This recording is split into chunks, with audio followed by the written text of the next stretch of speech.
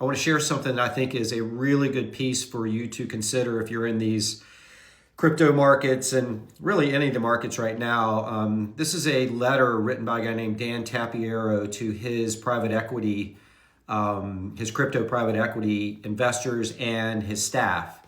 And I just got finished reading it, and I want to read it to you guys because I know a lot of people don't have access to things like this. So I think it would be useful for you to consider as you are connecting your own dots and navigating yourself through this wild market and markets that we're having right now. So let me read this to you, and then we can get on with the day. Okay.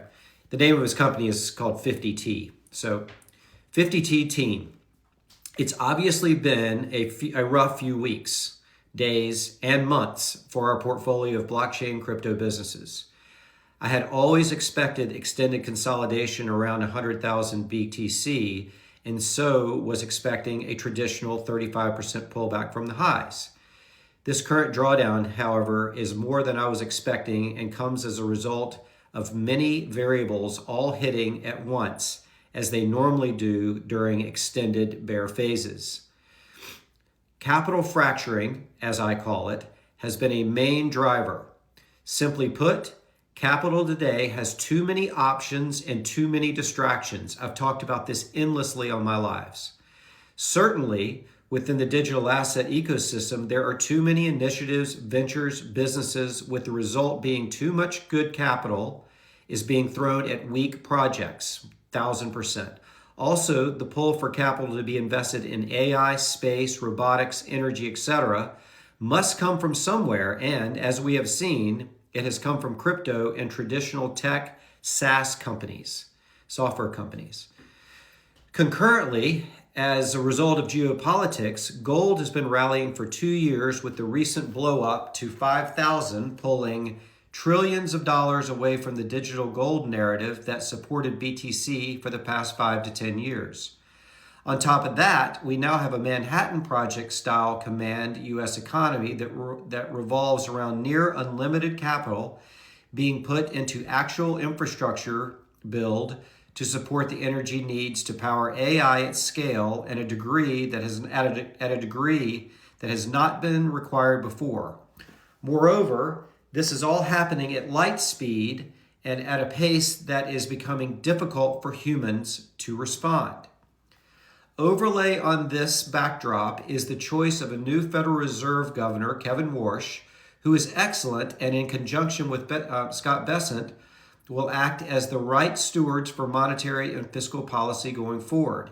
Yes, Powell has been the least competent chairman of my lifetime, but he is definitely not a criminal, and Trump's overt attack of his moral stature was unnecessary and also helped drive the last $1,000 of the gold rally. That's his opinion there. It's really interesting that the way Trump was acting is actually causing the price of gold to go up.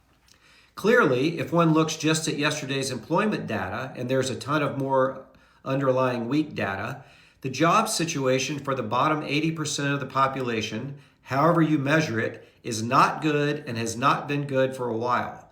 Powell's inability to see the fraying and his hesitance to accommodate, given what is a dire job situation, is deeply unfortunate but will be rectified with new leadership.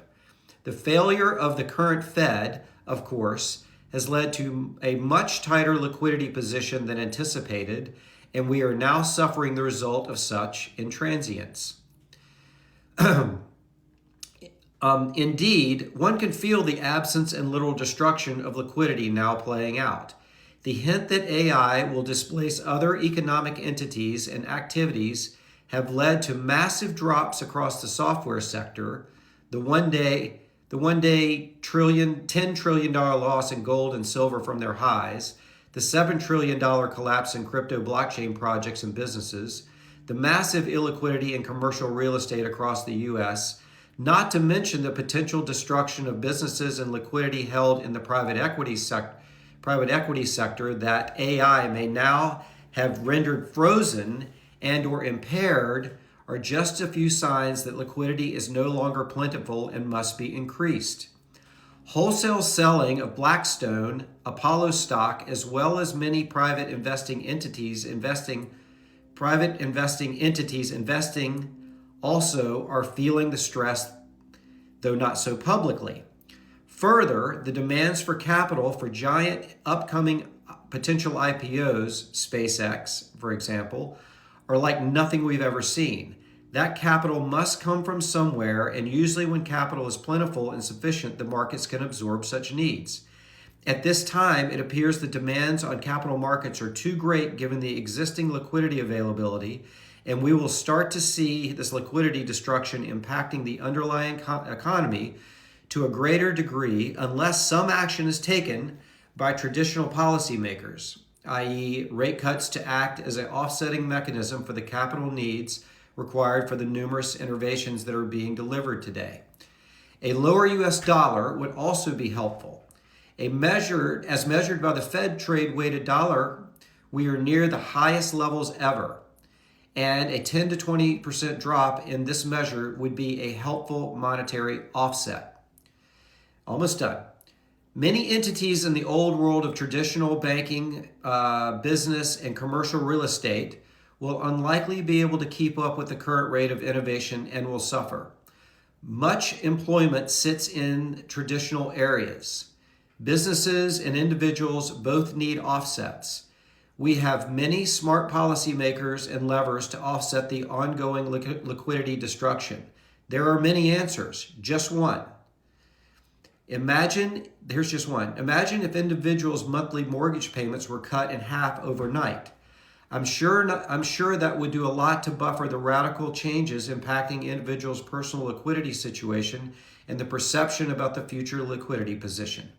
If traditional banks were to begin paying savers the current market rate rather than zero, that would be another easy way for individuals to feel an offset.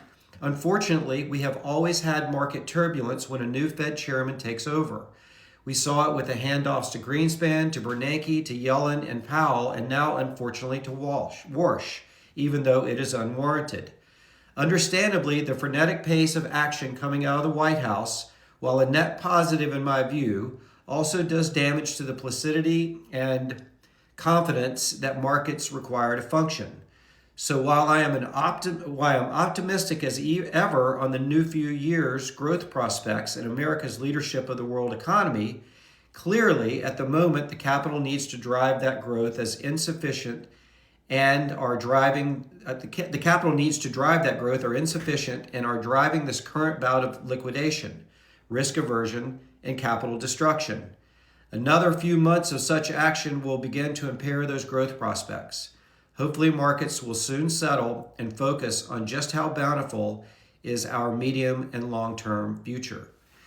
So that was from Dan Tapiero, and I think it was useful. I know this has been a long post. So what I would say is, in many ways, he's very aligned with my thinking, and my work now is to assess and to analyze where the money is going and just follow the money.